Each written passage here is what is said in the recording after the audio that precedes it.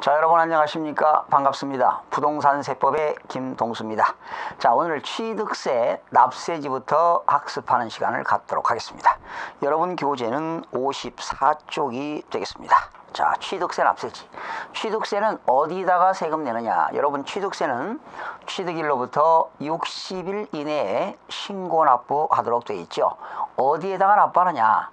취득 물건 소재지가 되겠습니다. 취득 물건 소재지. 납세지는 취득한 그 물건의 소재지를 관할하는 시군구한테 신고 납부합니다. 그러나 그 과세 주체는 시군구가 아니라 특별시, 광역시, 도가 되는 겁니다. 그러니까 서울특별시 강동구에서 부동산을 취득했다면 강동구청의 세무과에다가 신고 납부하는 거지요. 그러나 그 세금의 과세 주체는 특별시가 된다는 겁니다. 그러니까 서울특별시장이 각 자치구청장한테 위임해서 세금을 부과하게 되는 겁니다. 자, 그러면 납세지 볼까요? 1번 부동산은 어디가 될까요? 부동산 소재지가 되겠습니다. 차량은 자동차 관리법 규정에 의한 등록지가 되겠고요. 기계장비는 건설기계관리법에 의한 등록지가 되겠습니다. 그래서 차량과 기계장비는 등록지가 되겠습니다. 항공기, 비행기는 어디가 될까요? 정치장 소재지가 되겠습니다. 정치장이라고 하는 것은 비행기가 머무르고 있는 곳이니까 경납고가 있는 장소가 되겠죠. 선박은 배가 머무르고 있는 곳이니까 선적항 소재지가 되겠습니다. 임목은 임목 소재지, 강업권은 광구 소재지, 어업권은 어장 소재지가 되겠고요. 골프 회원권, 승마 회원권, 콘도미니엄 회원권, 종합체육시설 이용 회원권, 요트 회원권 등은 어디가 될까? 소재지가 되겠죠. 골프장 소재지. 콘도미니엄 회원권은 콘도가 있는 소재지가 되겠고요. 그 요트 회원권은 어디가 될까요? 요트 회원권은 요트가 있는 거니까 요트 보관소의 소재지. 요트가 보관되어 있는 그 보관소 소재지가 되겠습니다. 그 다음에 두 번째, 납세지가 분명하지 아니할 경우에는, 납세지가 분명하지 아니할 때는 취득물건 그 소재지, 취득물건 소재지가 납세지가 되겠습니다. 나머지는 참고로 보시고요. 자, 취득세 비과세로 넘어갑니다. 취득세 비과세라고 하는 건 뭐야? 과세하지 않겠다. 국가가, 지방자치단체가 취득세를 부과하지 않겠다. 과세하지 않는 것이 비과세가 되겠습니다. 그래서 그 비과세 내용이 6가지가 나와 있는데요. 첫 번째, 국가 등입니다. 국가 또는 지방자치단체가 취득하는 모든 물건에 대해서는 과세하지 않습니다. 그런데 대한민국 정부가 상대 국가에 가서 부동산을 샀는데 상대 국가가 비과세를 해주면 우리도 비과세가 되겠습니다. 이건 서로 상호주의가 되겠습니다. 국가와 국가끼리 조세 조약을 맺게 되는 거지요. 그러나 상대 국가가 과세하게 되면 우리도 뭐 하겠다? 과세하겠다는 것입니다. 거기 셋째 줄. 다만 대한민국 정부기관 취득에 대하여 과세하는 외국 정부의 취득에 대해서는 취득세를 부과한다. 이렇게 나와 있습니다. 그 다음에 두 번째는 국가 등인데 이 1번은요 모든 물건이죠. 국가 또는 지방자치단체가 취득하는 모든 취득세 과세 대상 물건이고요. 2번은 뭐냐?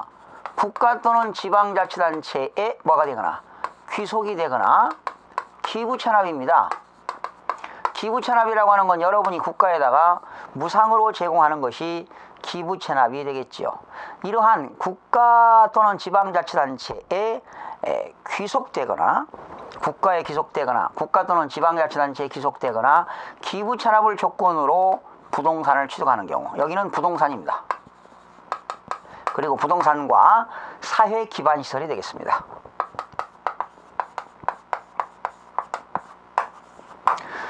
1번은 모든 것이 되겠고 2번은 달라요. 국가 또는 지방자치단체에 귀속이라는 말이 나오고 기부 체납을 조건일 때는 부동산 촬영하면 들립니다.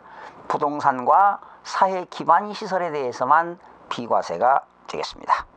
그러나 다만 나와 있죠. 추가로 개정됐는데 올해부터 다만 각 호에 해당할 때는 취득세를 부과하겠다. 가번 보세요. 국가 등의 귀속 등의 조건을 이행하지 아니하고, 자, 원래는 국가한테 귀속시키기로 했는데 국가에 귀속시키지 않고 그것을 타인에게 매각하거나 증여하거나 귀속 등을 이행하지 아니한 것으로 조건이 변경되는 경우, 국가에 기부 체납을 조건으로 해놓고 기부 체납하지 않고 제 상대방에게 매각하거나 증여하는 조건으로 귀속을 이행하지 아니할 때는, 그 조건이 변경될 때는 당연히 과세가 되겠다는 거죠. 용어가 개정된 것이 더 구체적으로 개정됐습니다. 나번 보시니까 국가 또는 지방자치단체 등의 귀속 등의 반대급부로 국가 등이 소유하고 있는 부동산 및 사회 기반 시설을 무상으로 양려받거나, 그러니까 국가가 가지고 있는 건데요, 내가 국가로부터 무상으로 양려받았습니다. 양려라고 하는 공짜로 받았다는 거지요. 무상 양려를 받거나 기부 체납 대상 물건을, 즉 국가가 가지고 있는 그 물건을 내가 무상으로 사용했다면 무상 사용권을 제공받은 경우에는 역시 취득세를 내라 하는 겁니다. 그래서 이번 개정된 내용이 가번과 나번이 개정됐습니다. 그 다음에 세 번째입니다. 신탁법에 의한 신탁재산인데요, 신탁법에 의해서 위탁자의 재산을 수탁자에게 신탁하는 경우 비과세가 되겠습니다. 형식적 이전이 되겠죠. 또 신탁기간이 종료돼 가지고 수탁자로부터 위탁자에게 이전되는 경우도 비과세가 되겠습니다. 그런데 위탁자가 수탁자를 경질시키고 새로운 신수탁자를 선임했습니다. 그래서 위탁자가 수탁자 앞으로 되어 있는 재산을 신수탁자 앞으로 이전하는 경우도 비과세가 되겠습니다. 이런 것들은 형식적 소유권 이전이 되겠습니다. 거기 1번 보시죠. 위탁자로부터 수탁자에게 신탁재산을 이전하는 경우, 신탁의 종료로 인하여 수탁자로부터 위탁자에게 신탁재산이 이전되는 경우, 수탁자가 변경돼서, 이제 경질이라는 용어를 쓰지 않고 이제는 좀 쉬운 말로 변경되었다, 수탁자가 바뀌었다 이 말이죠. 수탁자가 변경되어 신수탁자에게 신탁재산을 이전하는 경우는 형식적 소유권 이전으로서 비과세가 되겠습니다. 네 번째도 한번 시험 나왔죠. 증발재산 정리에 관한 특별조치법. 참, 법률 이름이 어렵죠. 증발재산이라고 하는 건 내가 개인이 가지고 있는 토지가 있는데요, 국가가 그 공익을 목적으로 내 땅을 수용해 갔습니다. 그러면 내 땅은 어떻게 될까요? 내 토지는 증발된 거 아니겠습니까? 그런데 국가가 그걸 공익사업에 사용하지 않을 때는 여러분들은 국가를 상대로 해서 환매권 행사를 주장할 수가 있습니다. 그래서 이렇게 환매권 행사로 인해서 취득하는 경우는 취득세가 비과세가 되는 겁니다. 증발재산 정리에 관한 특별조치법에 따른 동원 대상 지역 내의 토지가 수용되었습니다. 사용에 관한 환매권 행사로 매수하는 부동산에 대해서는 취득세를 부과하지 아니한다. 국가가 수용을 했는데 대상 지역의 토지를 사용하지 않습니다. 이럴 때는 국가를 상대로 해서 환매를 할 수가 있는데 이때 비과세 되겠다는 겁니다. 다섯 번째가 되겠는데요, 임시흥행장, 공사 현장 사무소 등 임시 건축물 취득에 대해서는 취득세를 과세하지 않습니다. 그러나 임시 사용 건축물이라 하더라도 존속기간이 1년을 초과하면 취득세를 부과하게 되는 겁니다. 여섯 번째, 주택법에 의해서 공동주택을 개수했습니다. 공동주택을 개수로 인하여 취득에 대해서는 취득세를 부과하지 않은데요, 이때는 넘경원 나왔죠. 시가 표준액이 시가 표준액이 그 공동주택 가격이 9억 원 이하인 주택입니다. 9억 원 이하의 주택이죠. 9억 원 이하의 주택을 공동주택, 9억 원 이하의 공동주택을 개수하는 경우에는 취득세를 부과하지 않겠다. 비과세가 되겠다. 이렇게 해서 6가지 취득세 비과세에 대해서 살펴봤습니다. 바로 이어서 7절 취득세 과세표준으로 넘어갑니다. 취득세 과세표준도 중요한 내용이죠. 상당히 복잡한데요. 취득세 과세표준. 자, 여러분 교재는 56쪽이 되겠습니다.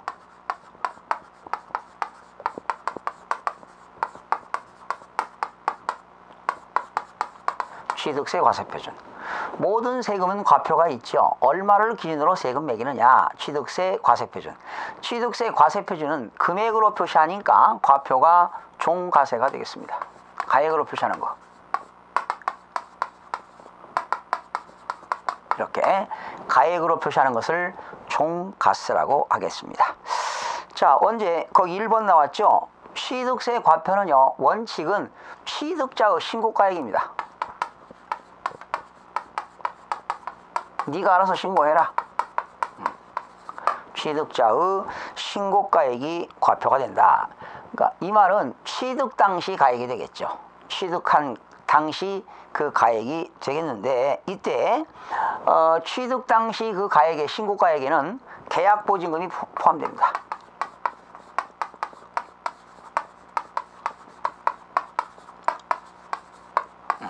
그 신고가액에 취득 당시의 신고한 금액인데, 취득 당시 가액인데요. 그 금액에는 출처의 셋째 줄 계약보증금도 포함된다 나와 있습니다. 신고가액 나왔죠? 취득 당시 가액은 취득자가 신고한 금액으로 한다. 취득 당시 가액. 취득 당시 그 가액을 신고한 금액으로 한다. 이게 바로 신고가액이 되겠습니다. 두 번째는 시가표준액으로 합니다. 이 시가표준액이라고 하는 것은 과세관청이 정해놓은 금액을 말합니다. 쓰세요. 시가표준액이라는 것은 과세관청이 정해놓은 금액이다.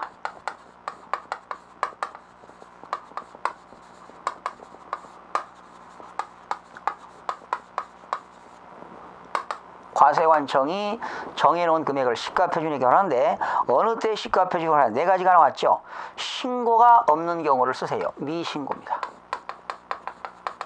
취득자가 신고하지 않았다. 미신고시. 두 번째는 신고가액의 표시가 없다. 쓰세요. 미표시입니다. 신고가액에 표시하지 않았다. 미표시. 또 신고를 했는데 시가표준액보다 적을 때 미달 신고입니다.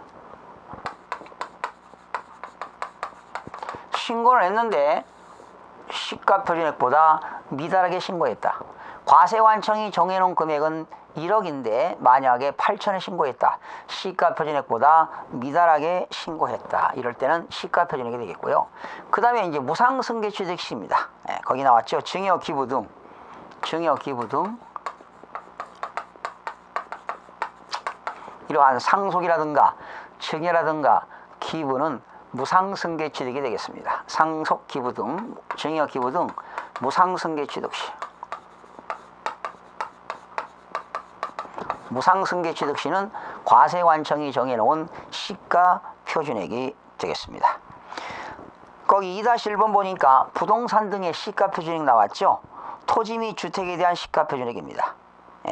토지 및 주택에 대한 시가표준액은 법률이 부동산 가격 공시 및 감정평가에 관한 법률에 의하여 출처요 공시된 가액으로 한다. 이때 토지는 뭐가 될까요? 시가표준액이 개별 공시지가가 되겠고, 주택은 개별 주택 가격이 되겠고, 아파트인 공동주택은 공동주택 가격이 되겠습니다. 그러나 개별 주택 가격이라든가 개별 공시지가 등이 공시되지가 않았다면 거기 나왔죠. 넷째 줄 국토교통부 장관이 제공하는 출처요 토지가격 기준표 또는 주택가격 기준표를 사용하여 산정한 가액으로 한다. 산정한 가액. 또한 공동주택 가격이 공시되지 아니할 때는 대통령이 정하는 기준에 의한 시장군수가 산정한 가격으로 한다. 여러분이 살고 있는 아파트 공동주택 가격이 공시되지 아니할 때는 대통령령으로 정하는데 어떻게 정하느냐? 57쪽에 보시니까 2-3번을 잠깐 보시기 바랍니다. 이건 시험에 잘 안 나오는데요. 2-3번 보니까 공시되지 아니한 공동주택 가격이라고 나옵니다.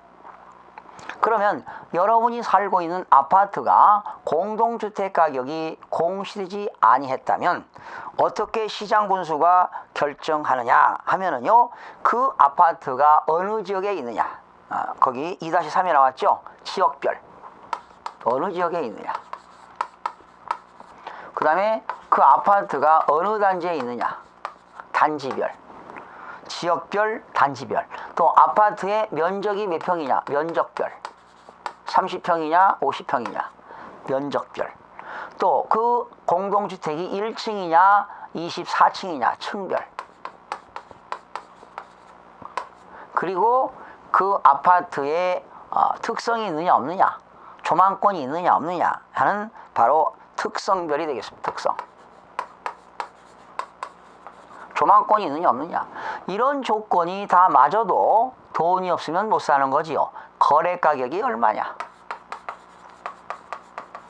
이런 것들이 공동주택 가격이 공시되지 아니할 때 대통령령이 정하는 이런 지역별, 단지별, 면적별, 층별, 특성별 거래 가격 등을 조사해서 시장군수가 결정을 하게 된다. 참고로 알아두시면 되겠습니다. 그 다음에 오른쪽에 보니까 57쪽입니다. 토지 및 주택 외의, 토지도 아니고 주택도 아닌 외의 과세 대상인 시가표준액. 예를 들면 거기 나왔죠. 건축물, 두째 줄 선박, 차량, 항공기 등의 과세 표준입니다. 토지와 주택이 아닌 건축물, 차량, 선박, 항공기 이런 것들의 시가 표준액은 어떻게 되느냐? 과세관청 거기 지방 5줄 나왔죠. 거래 가격이 얼마냐? 외국에서 수입했다면 수입 가격이 얼마냐? 언제 신축했느냐? 배를 건조했는데 언제 건조했느냐?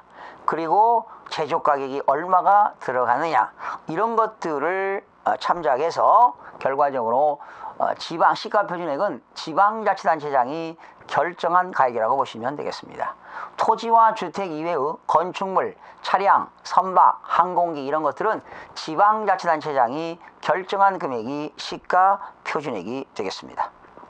그 다음에 시가표준액 적정한 기준 산정은 어떻게 될까? 전문기관에 의뢰해서 수행하게 되는 겁니다.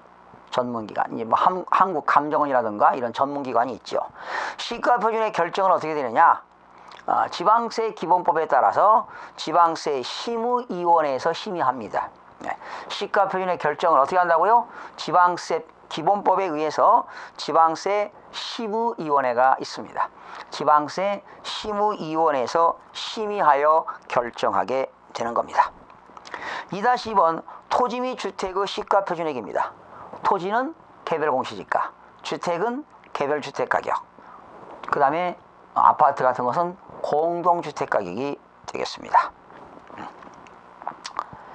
그 다음에 이제 공동주택 가격이 고시되지 아니할 때는 그 공동주택이 어느 지역에 있느냐, 지역별, 또 단지별, 면적별, 층별, 특성별 거래 가격을 고려하여서 행정자치부 장관이 정하는 기준에 따라서 전문가의 의견을 들어서 결정하게 되는 겁니다. 그 다음에 이제 시가표준의 결정이 나왔죠. 1번 건축물부터 나와 있습니다. 건축물은 건물의 구조가 어떻게 되느냐, 용도, 어디에 용도에 사용하느냐, 위치, 그 건축물이 어디에 위치하고 있느냐, 또 건축물의 경과년수가 몇 년이 지났느냐, 또 건축물의 잔존 가치율은 얼마냐, 또 건물에 넘기면 구조, 규모, 형태, 특수한 부대 설비, 승강기가 있느냐 없느냐, 건물에 에스컬레이터가 있느냐 없느냐 이런 것들에 따라서 결정을 하게 되고요. 2번 선박부터 쭉 나와 있습니다. 이런 것들은 읽어보지 않아도 될 것 같습니다. 자, 그 다음에 59쪽에 보니까 건축물, 건축 등에 의한 과표가 나와 있습니다. 근데 건축물, 건축에는 새롭게 진 신축과 천재지변에 의해서 멸실돼 가지고 다시 짓는 것을 뭐라고 합니까? 재축이라고 하는데 신축과 재축은 제외됩니다. 즉 그러면 어떻게 될까? 신축과 재축은 제외되니까 증축 같은 거, 개축 같은 거, 이전 같은 거, 또 건물을 개수하는 경우, 이런 경우는 어떻게 될까? 증가한 가액이 과표가 됩니다. 여러분, 건축물을 개수했다면 개수로 인해서 건물 가격이 증가되는 경우, 만약에 토지를 지목 변경했다면 지목 변경으로 증가한 가액이 되겠습니다. 그죠? 또 차량이라든가 기계 장비의 종류가 변경되었다면 종류 변경으로 인해서 가격이 증가된 것을 과표로 정하게 되는 겁니다. 그 다음에 네 번째, 과점주주의 과표지요. 여러분, 과점주주는 몇 프로를 초과해야 과점주주죠? 50% 초과합니다. 그래서 과점주주의 과표입니다.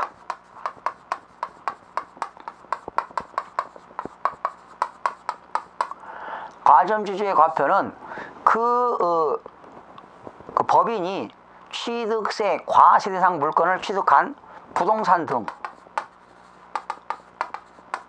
총가액, 이거는 취득세 과세 대상이 된 금액입니다. 곱하기 분모는 법인의 발행 총 주식수입니다. 법인의 주식 총수.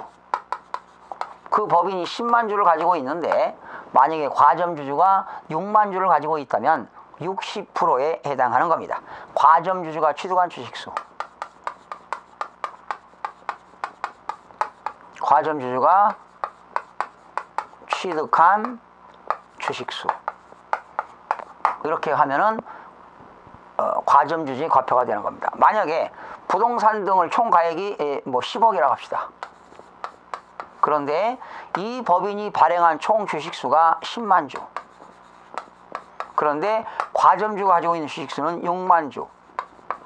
60% 아니겠습니까? 그럼 과표는 얼마가 될까요? 6억이 과점주주의 과표가 되겠습니다. 그렇죠? 이건 곱하고 나누면 되는 거니까 6만 주 곱하고 10만 주로 나누면 되니까 10만 주분의 6만 주는 60%의 지분이 되겠죠. 그러면 10억 중에 60%를 가지고 있으니까 과점주주의 과표는 6억이 된다, 이렇게 되겠습니다. 그 다음에 다섯 번째, 사실상 취득가격이 나왔는데요. 다음 시간 계속 이어서 취득세 과세표준 이어서 학습하는 시간을 갖도록 하겠습니다. 여러분, 다음 시간에 찾아뵙겠습니다. 수고하셨습니다.